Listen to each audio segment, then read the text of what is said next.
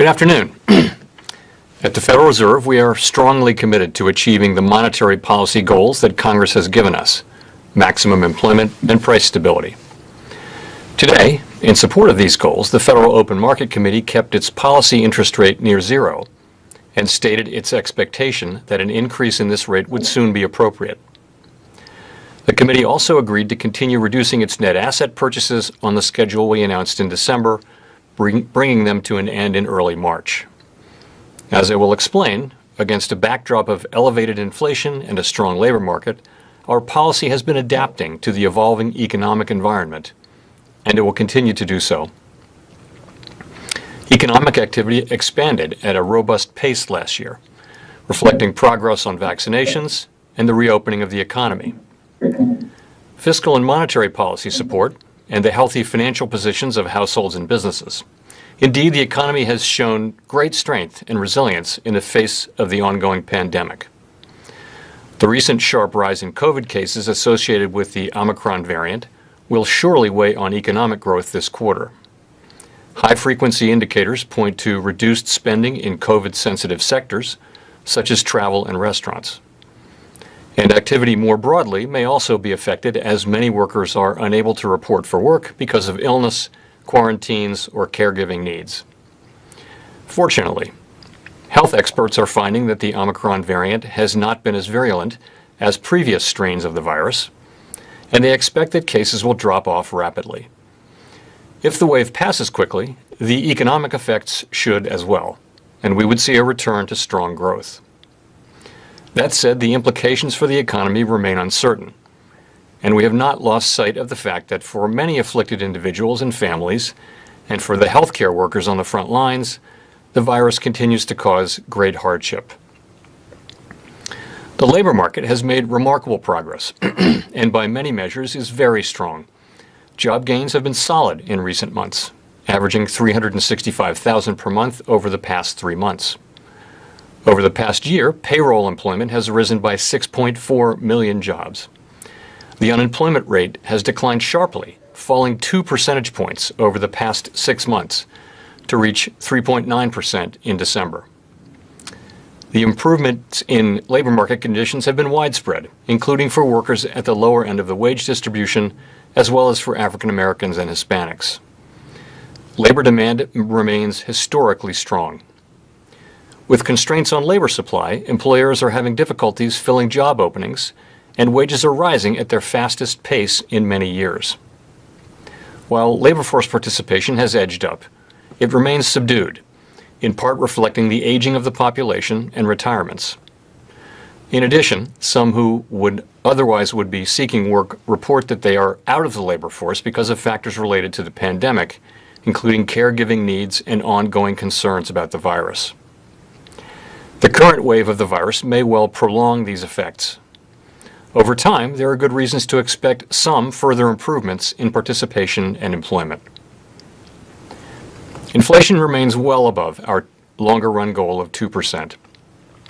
Supply and demand imbalances related to the pandemic and the reopening of the economy have continued to contribute to elevated levels of inflation.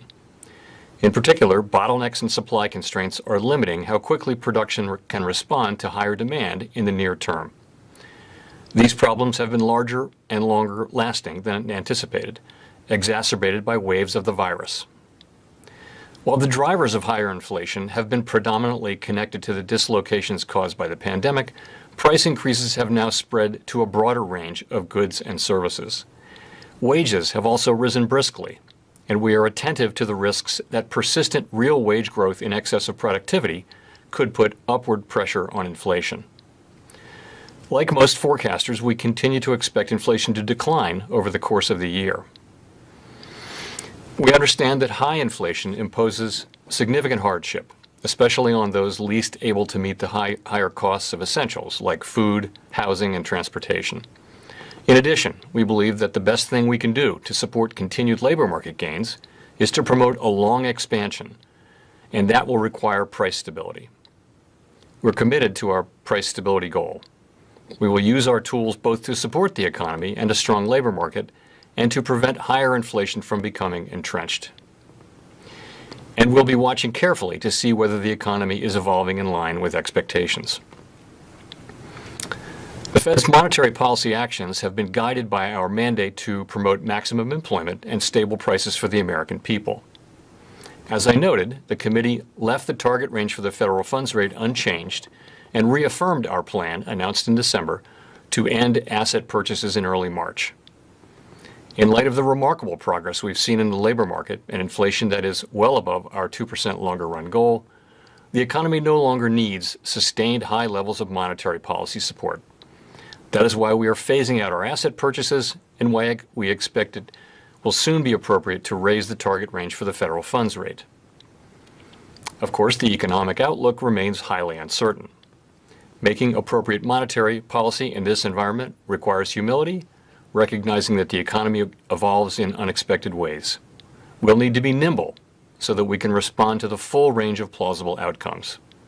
With this in mind, we will remain attentive to risks, including the risk that high inflation is more persistent than expected, and are prepared to respond as appropriate to achieve our goals. To provide greater clarity about our approach for reducing the size of the Federal Reserve's balance sheet, today the committee issued a set of principles that will provide a foundation for our future decisions. These high-level principles clarify that the federal funds rate is our primary means of adjusting monetary policy, and that reducing our balance sheet will occur after the process of raising interest rates has begun. Reductions will occur over time in a predictable manner, primarily through adjustments to reinvestments so that securities roll off our balance sheet. Over time, we intend to hold securities in the amounts needed for our ample reserves operating framework, and in the longer run, we envision holding primarily Treasury securities. Our decisions to reduce our balance sheet will be guided by our maximum employment and price stability goals. In that regard, we will be prepared to adjust any of the details of our approach to balance sheet management in light of economic and financial developments. The committee has not made decisions regarding the specific timing, pace, or other details of shrinking the balance sheet, and we will discuss these matters in upcoming meetings and provide additional information at the appropriate time. To conclude, we understand that our actions affect communities, families, and businesses across the country. Everything we do is in service to our public mission. We at the Federal Reserve will do everything we can to achieve our maximum employment and price stability goals. Thank you. I look forward to your questions. Thank you. For the first question, we'll go to Chris Rugaber at the Associated Press. Thanks, Michelle, and thank you, Chair Powell.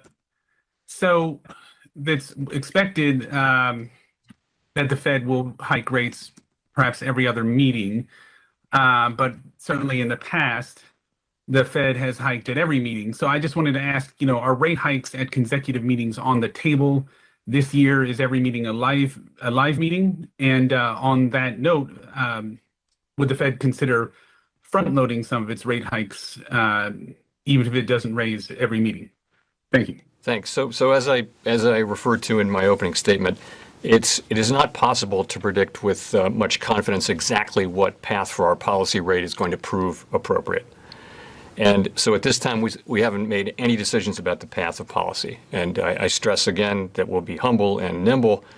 We're going to have to navigate cross currents and actually two-sided risks now.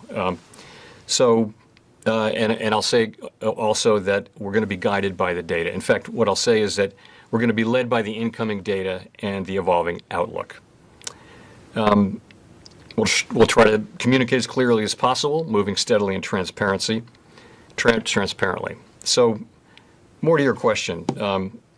We know that the economy is in a very different place than it was when we began raising rates in 2015. Specifically, the economy is now much stronger. The labor market is far stronger. Inflation is running well above our 2% target, much higher than it was at that time.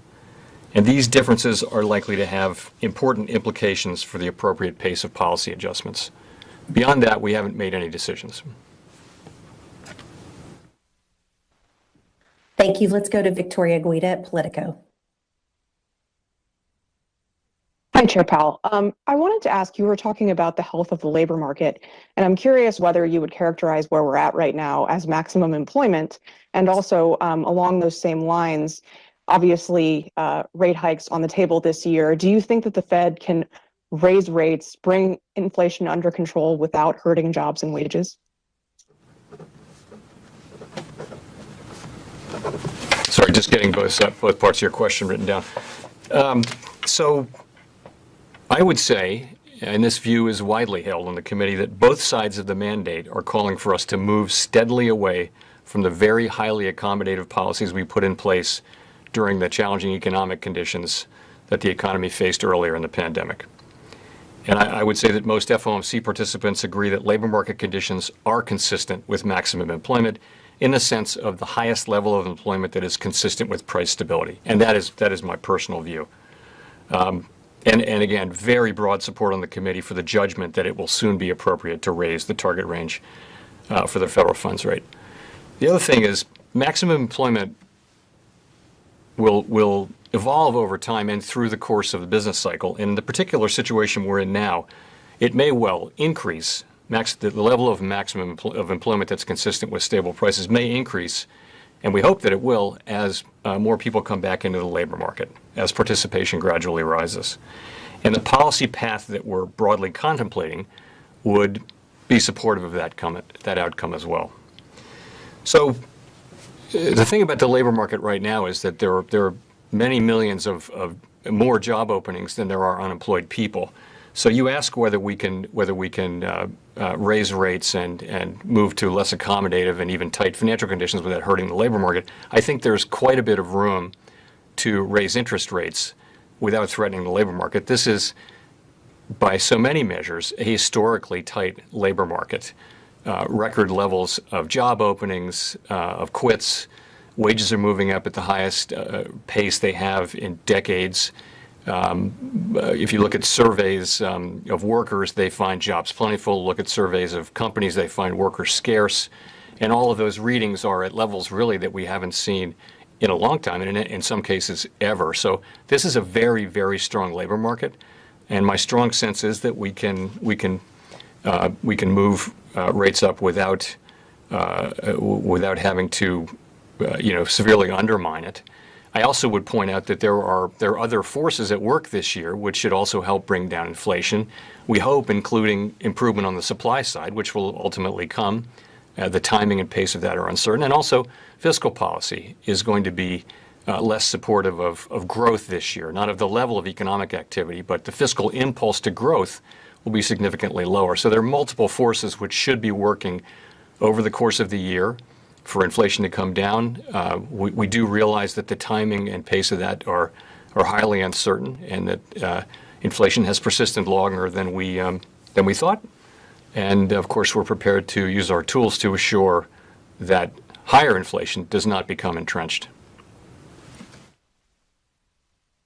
Thank you. Let's go to Nick Timros at the Wall Street Journal.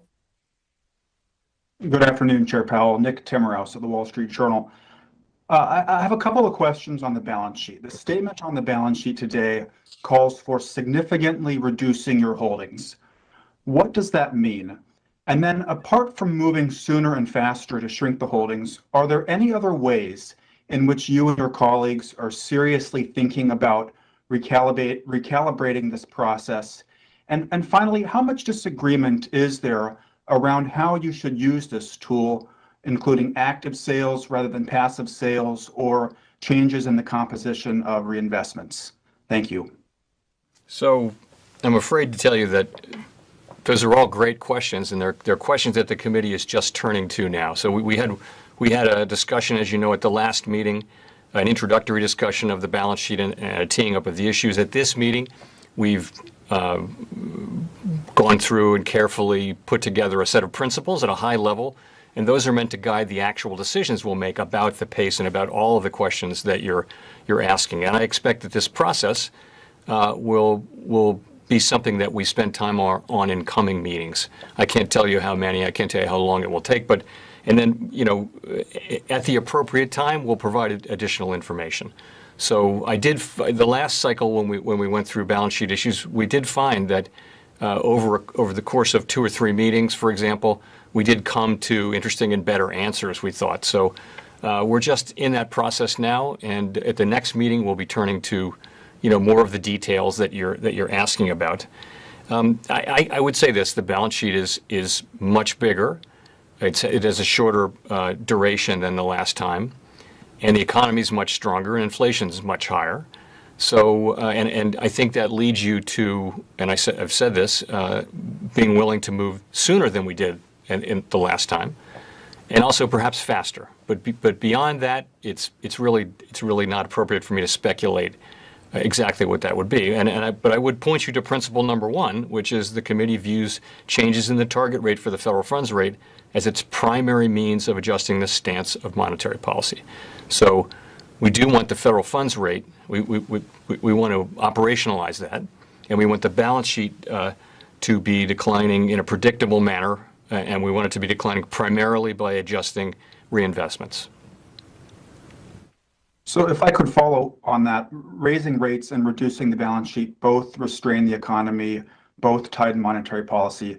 How should we think about the relationship between the two? For example, how much passive runoff is equal to every quarter percentage point increase in your benchmark rate? So again, we think of the balance sheet as moving in a predictable manner, sort of in the background, and that the active tool meeting to meeting is not both of them, it's the federal funds rate. There are rules of thumbs, I'm reluctant to land on one of them that equate this, and there's also an element of uncertainty around the balance sheet. I think we have a much better sense, frankly, of how rate increases affect financial conditions and hence economic conditions. Balance sheet is still a relatively new thing for the markets and for us, so we're less certain about that. So again, I think the pattern we'll follow is to arrive at a timing and a pace and composition and all those things, and then announce that with advance notice, and it will start in the background, and then we'll look to have that just running in the background and have the interest rates again be the active tool of monetary policy. That's at least the plan. I can't tell you much more about any of the very good issues about size, pace, composition, those sorts of things. We'll be turning to all of those at coming meetings. Thank you.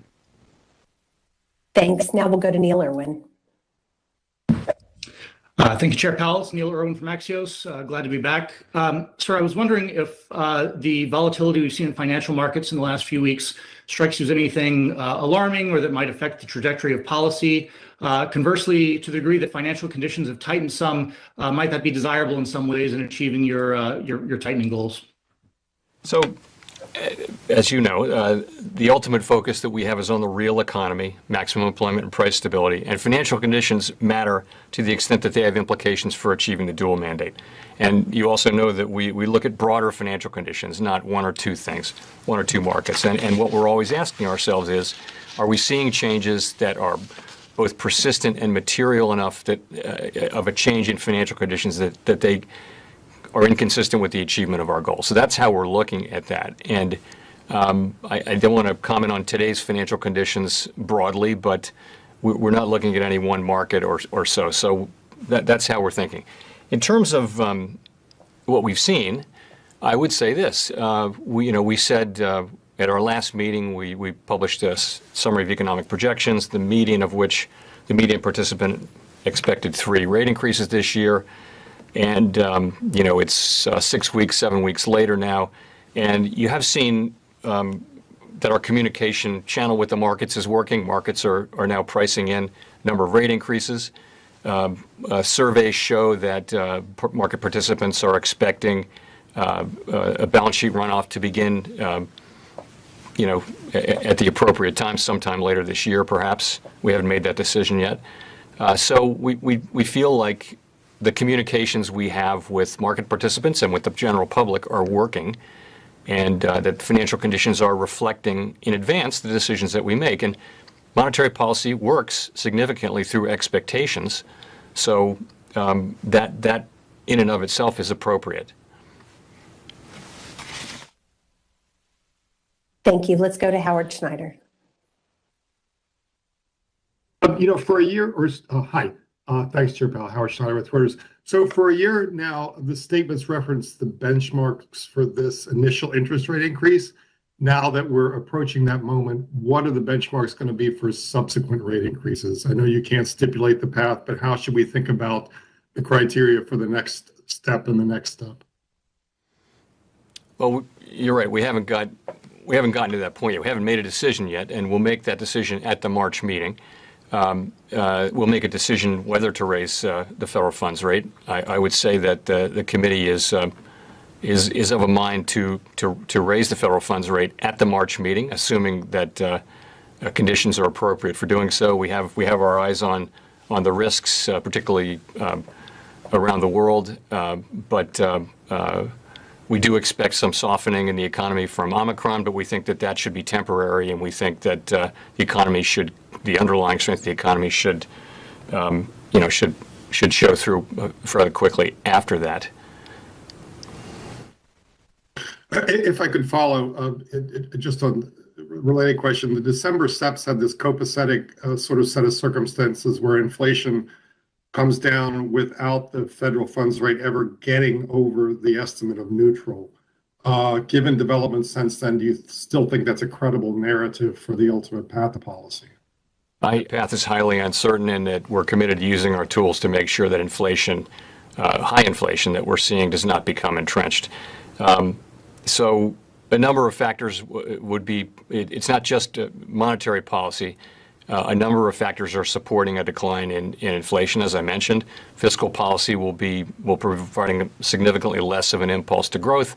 We do expect this year, although we do expect now that it will come slower than we had expected and hoped, that there will be relief on the supply side. So that too should lower these supply side barriers, which are a big part of the story why inflation is high. In addition, monetary policy will be becoming significantly less accommodative.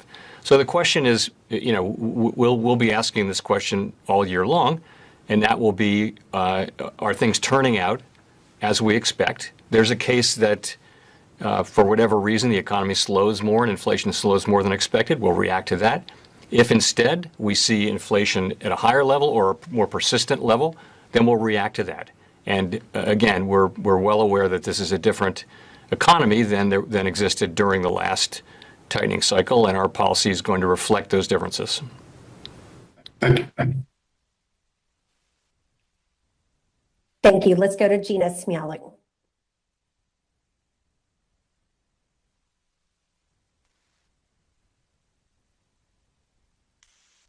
Let's go to Gina.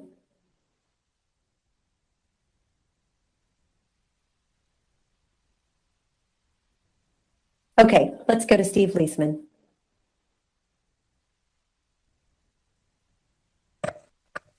Thank you, Mr. Clinton. Thank you, Mr. Chairman. Mr. Chairman, I have one sort of technical question and one question on principle.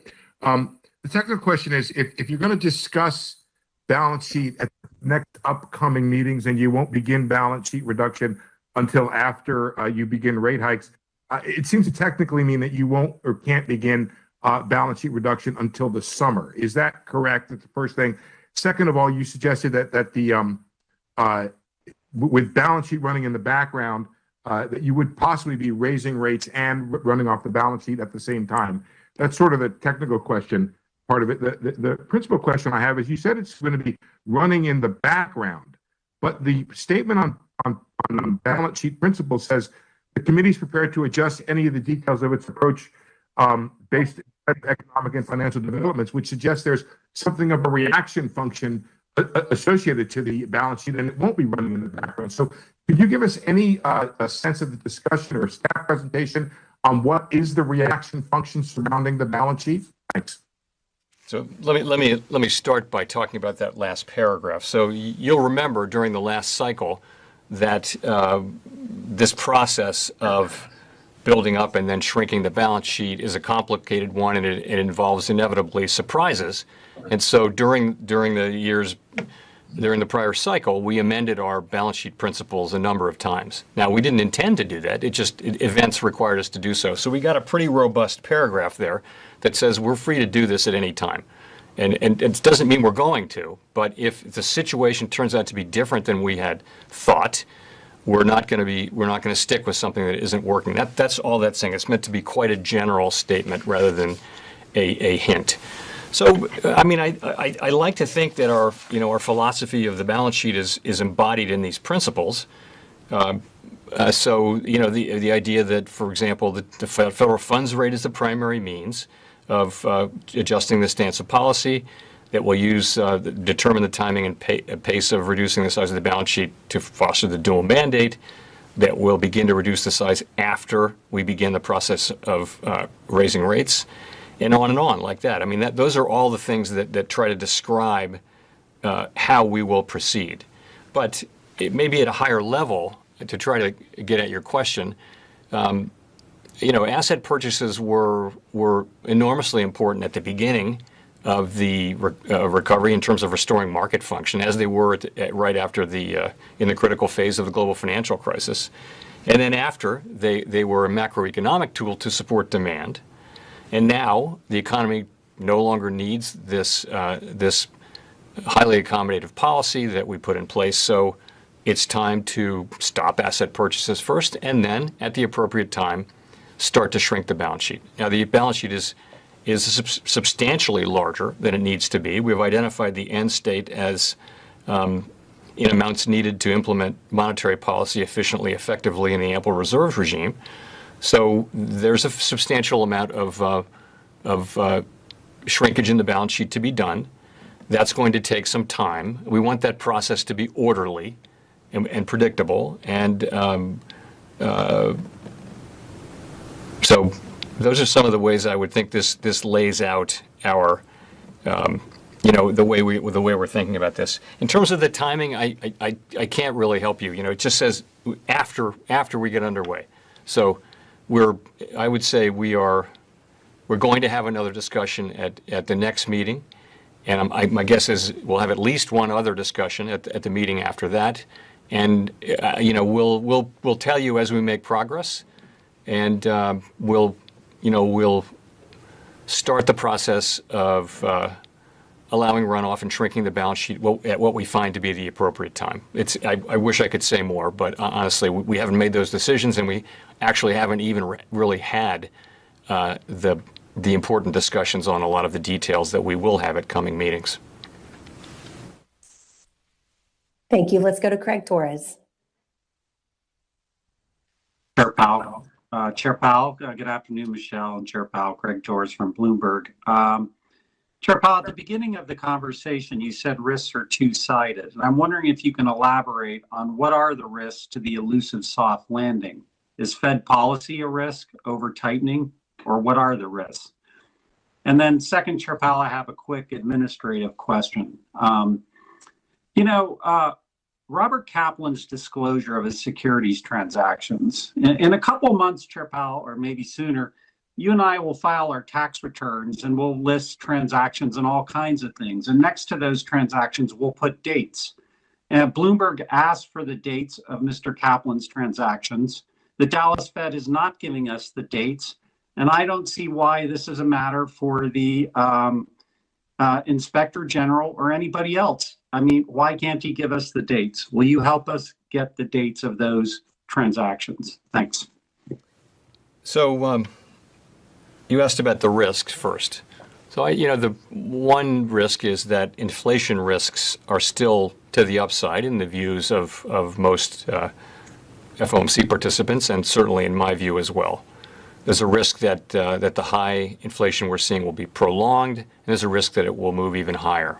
So, and we don't think that's the base case, but you ask what the risks are, and we have to be in a position with our monetary policy to address all of the plausible outcomes, and that calls for us to be in position.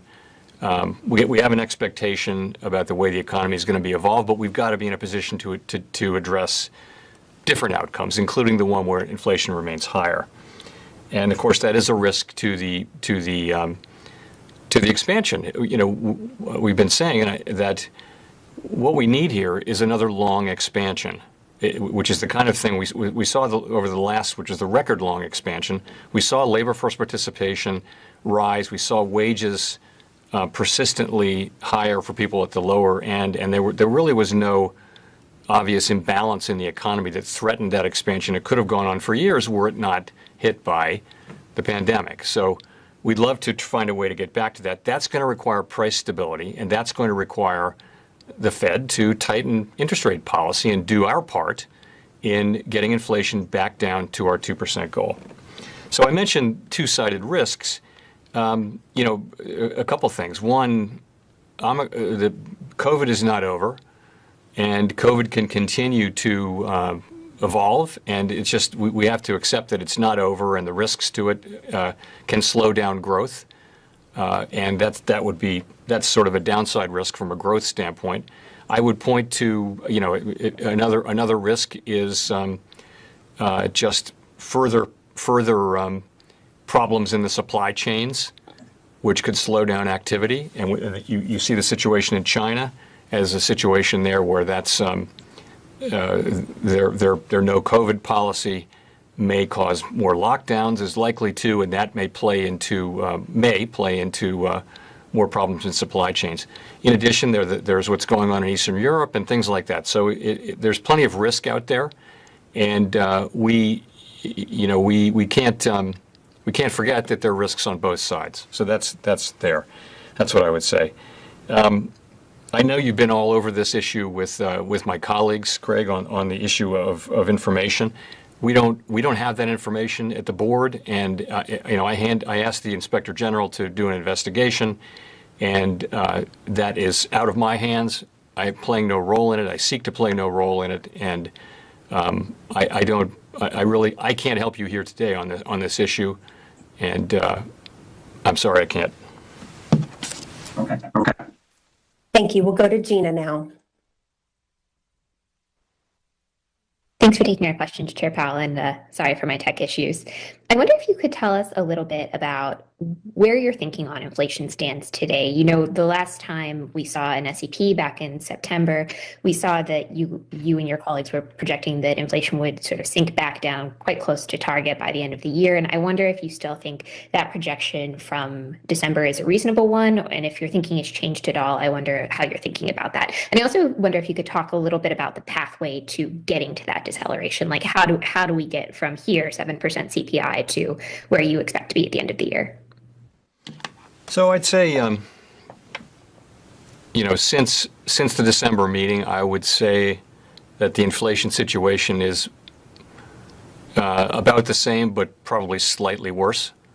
I'd be inclined to raise my own estimate of 2022 core PCE inflation. Let's just go with that by a few tenths today. But we're not writing down an SEP at this meeting, but I think it hasn't gotten better. It's probably gotten just a bit worse, and that's been the pattern. So I think if you look at the FOMC participants, there's a range there, and that range has been moving to the right for a year now. And by the way, if you look at other forecasters, essentially all other macro forecasters who do this for a living, you've seen the same pattern. So what do we think about that? Well, I think we wrote down rate increases in the December meetings, each of us individually, and I think to the extent the situation deteriorates further, our policy will have to address that. If it deteriorates meaningfully further, either in the time dimension or in the size of the inflation dimension. So that's how we're thinking about it. As I mentioned, though, I think part of this will be that the Fed, moving away from a very highly accommodative policy to a substantially less accommodative policy, and then over time to a policy that's not accommodative in time. I don't know when that will be. Those are the things that we're thinking about. That's part of it. Another part of it is that fiscal policy provided an impulse to growth over the last 2 years. That impulse will be less. In fact, will be negative this year, and so that's another thing. The other one is we will eventually get relief on the supply side, and the ports will be cleared up, and there will be semiconductors and things like that. Now, what we're learning is it's just taking much longer. So I think longer than expected, and that I think does raise the risk that high inflation will be more persistent. I do think we'll come off of the highs that we saw in the early part of this episode in the spring last year, but really the question is going to be what is inflation running at, And so we'll be watching that. And our objective is to get inflation back down to 2%. It's also to provide enough support to keep the labor market healthy. The labor market is very, very strong right now.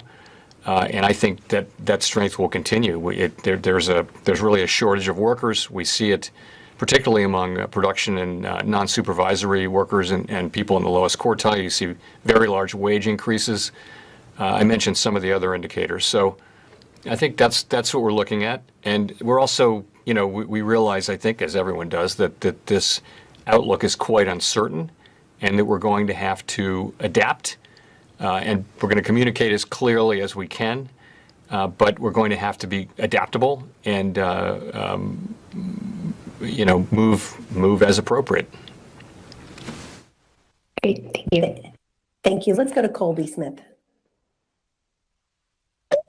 Thank you, Michelle. Chair Powell, when you talk about being humble and nimble about the path forward for monetary policy, does that also include the possibility of raising interest rates by larger increments and, say, doing a 50 basis points hike at some point if inflation does not moderate sufficiently? And should we interpret this approach as a departure from the gradual pace that we saw during the last hiking cycle? So, as I mentioned, we have not made these decisions. We really haven't. And what I can tell you now, though, is that we fully appreciate that this is a different situation. If you look back to where we were in 2015, 16, 17, 18, when we were raising rates, inflation was very close to 2%, even below 2%. Unemployment was not at our estimates of the natural rate, and growth was in the 2 to 3% range. Right now, we have inflation running substantially above 2%, and more persistently than we would like. We have growth even in forecasts, even in the somewhat reduced forecasts for 2022. We still see growth substantially higher than what we estimate to be the potential growth rate. And we see a labor market where, by so many measures, it is historically tight. I think in a way, the least tight aspect of it is looking at the unemployment rate, which is still below our median estimate of maximum employment. If you look at things like quits and job openings, as I mentioned earlier, and wages, you're seeing, and just the ratio of job openings to unemployed, you're seeing a very, very tight labor market. Now, we also know that labor force participation is significantly lower. It's 1.5 percentage points lower than it was in February of 2020. Maybe 1 percentage point of that is retirements. Some part of those retirements are related to COVID rather than just regular retirements. So we think there is a pool of people out there who could come back into the labor force, but it's not happening very quickly, and it may continue to not happen very quickly as long as the pandemic is on. So that's how we think about that. We haven't made, to your specific question, we really have not addressed those questions, and we'll begin to address them as we move into the March meeting and meetings after that.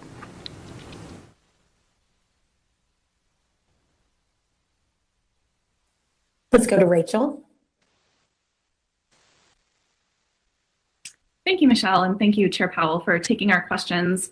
I'm wondering if you can talk to us about any metrics that the Fed uses to assess how inflation affects different groups of Americans, especially lower income earners. And are you worried that the Fed underestimates or can't effectively measure the impact of inflation on some of the most vulnerable households? Thank you. So it's more a matter of, I think the problem that we're talking about here is really that people are on fixed incomes who are living paycheck to paycheck.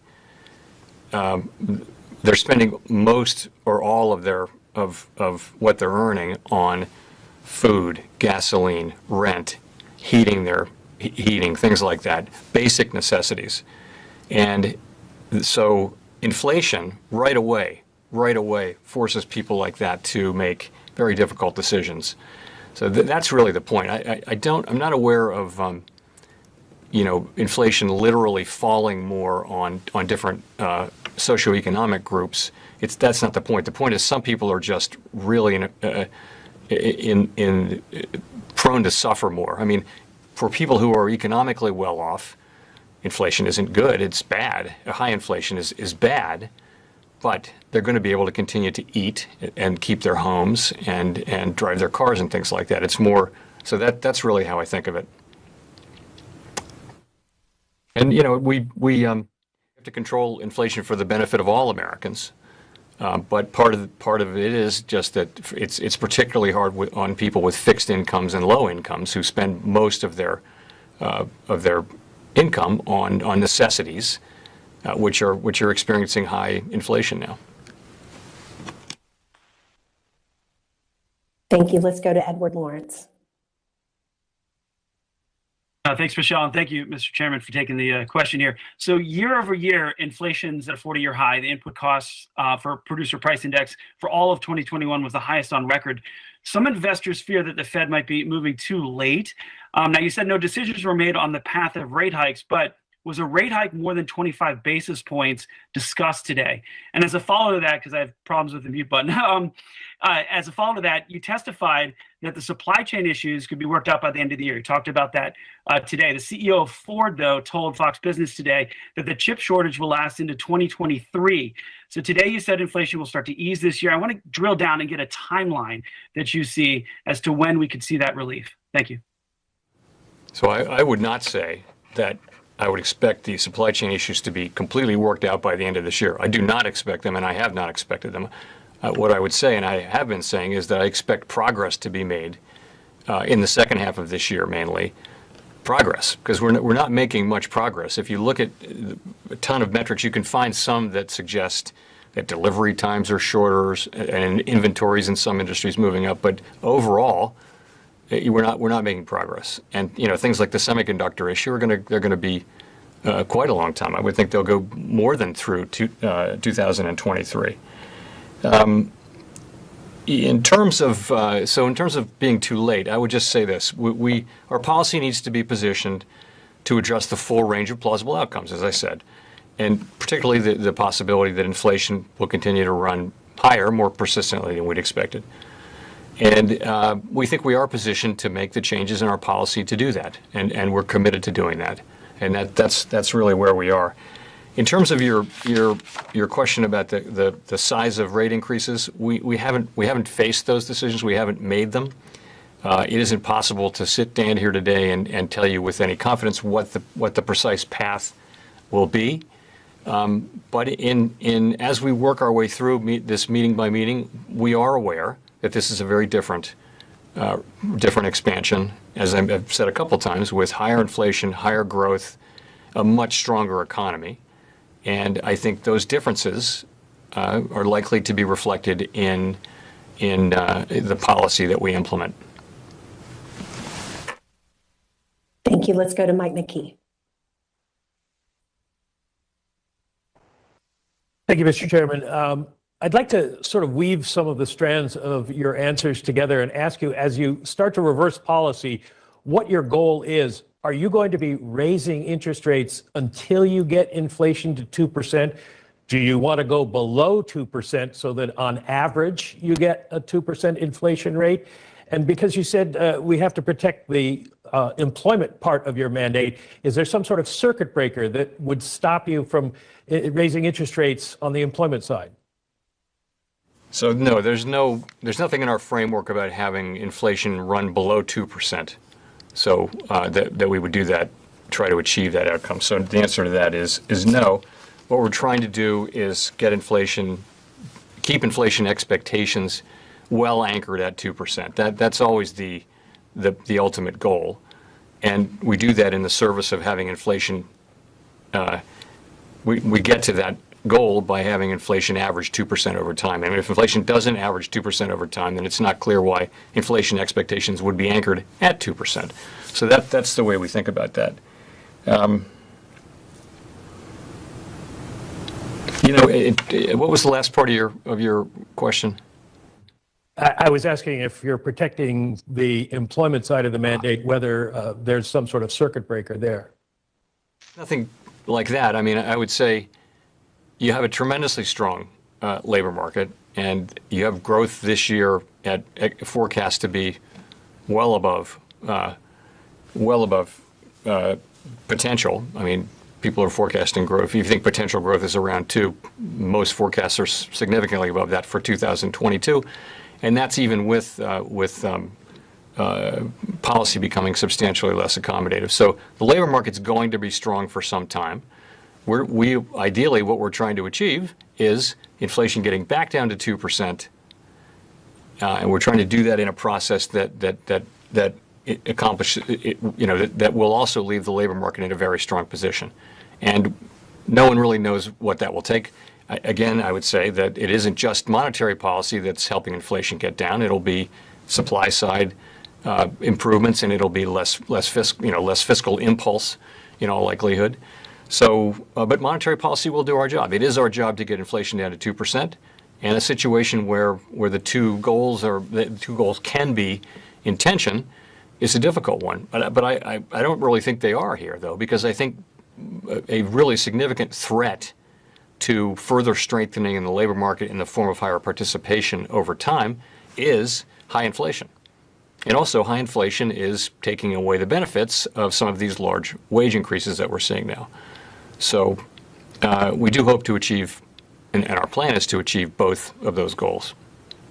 If I could follow up, does the danger of tightening too much as policy works its way into the economy with a lag mean that you should go back to being more forecast dependent in making decisions rather than the state dependency you've been using as a framework for the last year and a half or so? State dependency was particularly around the thought that if we saw a very strong labor market, we would wait to see actual inflation before we tightened. And so that was a very state-dependent thought, because for a long time we'd been tightening on the expectation of high inflation, which never appeared. And that was the case for a number of years. So in this particular situation, we will be clearly monitoring incoming data as well as the evolving outlook.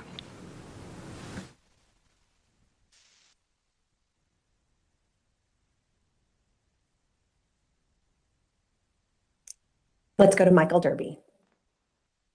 Thank you for taking my question.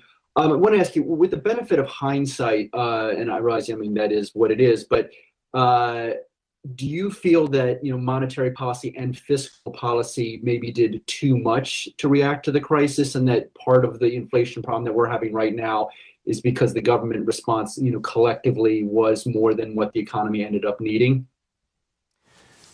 So I think it's too soon to write that history, really. But what I would say is this. If you remember what it felt like at the beginning of the pandemic, literally the global economy shutting down in large part, including our own economy, and people going to their homes for weeks on end in masks, and there are no vaccines, and it could be a really long time to get them, and then you have economic activity drops by a shocking amount in one quarter. So there was a real risk of lasting damage. And I think Congress responded remarkably with the CARES Act, incredibly timely, very powerful. There'll always be flaws in these things, but in real time, it was a remarkable achievement. And we responded, and what we were able to do was, stave off a collapse of the financial system at the beginning and make time for what really needed to happen, which was the income replacement and then the recovery that Congress enabled with the CARES Act. So now that was a lot. And what we did was a lot. And now, what we have now is we have the strongest recovery of any country, and we have a recovery that looks completely unlike other recoveries that we've had, because we've put so much support behind the recovery. And we're managing the relatively high-class problems that come with that, which are high inflation and a labor shortage. So, and these are serious problems, very serious problems that we're working as hard as we can on. Was it too much? Again, I'm going to leave that to the historians. But in 25 years, we'll look back at this incident, which will be a 2, 3, 4, 5-year period, and we'll say, we'll have a much better basis to make a judgment about the actions that people took. But it was all founded, though, in a very strong reaction to a unique historical event. And I guess I'll have to leave it at that. I hope I'll be around to see how that looks in 25 years. Fair enough. Thank you. Thank you. Let's go to Jean Young. Thanks, Michelle. Chair Powell, some investors are expecting the yield curve could flatten or even invert after rate hikes begin.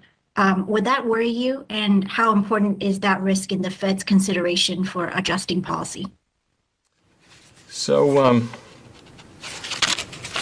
we do monitor the slope of the yield curve, but we don't control the slope of the yield curve. Many factors influence longer-term interest rates. But it is something that we watch, and you will know that from when we had this issue a few years ago. And we take it into account along with many other financial conditions as we try to assess the implications of all those conditions for the economic outlook. So that's one thing I would say. Another is currently you've got a slope, if you think about 2s to 10s, two-year Treasury to 10-year Treasury, I think that's around 75 basis points. That's well within the range of a normal yield curve slope. So it's something we're monitoring. We don't think of it as, I don't think of it as some kind of an iron law, but we do look at it and try to understand the implications and what it's telling us. But it's one of many things that we monitor. Can I follow up real quick and ask if it did invert, would you tie it to U.S. fundamentals, or would it be driven by a much broader set of factors? That's a good question in real time. Obviously, U.S. long-term sovereign debt is an important global asset, and the fact that our rates are so much higher than other risk-free sovereign rates around the world may put something of a ceiling on our rates. I don't know, but it would really depend on the facts and circumstances at that time. Thank you. Let's go to Brian Chung for the last question. Hi, Chairman Powell. Brian Chung, Yahoo Finance. Within the context of just the broad effort to normalize rates, would you describe what you want to do as a gradual hiking? And then secondly, within the context of hiking cycles, it's often the talking point for financial stability and wanting to make sure that asset bubbles don't merge. Is that something that has also factored into the conversation as you start to think about hiking rates? Thanks. I would describe what we're doing along these lines. This is going to be a year in which we move steadily away from the very highly accommodative monetary policy that we put in place to deal with the economic effects of the pandemic. And that's going to involve a number of things. It's going to involve, and it does involve, finishing asset purchases. It's going to involve lifting off, and it's going to involve additional rate increases as appropriate. And we're going to write down in March our next assessment of what that might be. It's going to continue to evolve as the data evolve. We need to be quite adaptable, I think, in our understanding of this. The last thing we're going to do is we're going to have a couple more meetings, I think, to talk about allowing the balance sheet to begin to run off and do so in a predictable manner. And that's something that we will also be doing as appropriate. And I wouldn't, I don't think it's possible to say exactly how this is going to go, and we're going to need to be, as I've mentioned, nimble about this. And the economy is quite different this time. I've said this several times now. The economy is quite different. It's stronger. Inflation is higher. The labor market is much stronger than it was, and growth is above trend even this year, let alone last year. So all of those things are going to go into our thinking as we make monetary policy. And you asked about financials to have concerns in connection with our policy. Was that your question? Yeah, within the context of other hiking cycles, it seems like worries about asset bubbles emerging as a result of easy rates has been part of that. I didn't know if that was part of the discussion today. I would just say this. We of course have a financial stability framework, and what it shows is a number of positive aspects of financial stability. But you mentioned really asset prices is one of the four. So asset prices are somewhat elevated, and they reflect a high risk appetite and that sort of thing. I don't really think asset prices themselves represent a significant threat to financial stability, and that's because Households are in good shape financially than they have been. Businesses are in good shape financially. Defaults on business loans are low and that kind of thing. The banks are highly capitalized with high liquidity and quite resilient and strong. There are some concerns in the non-bank financial sector still around money market funds, although the SEC is has made some very positive proposals there. And we also saw some things in the Treasury market during the acute phase of the crisis, which we're looking at ways to address. But overall, the financial stability vulnerabilities are manageable. I would say. Thank you very much. Thank you.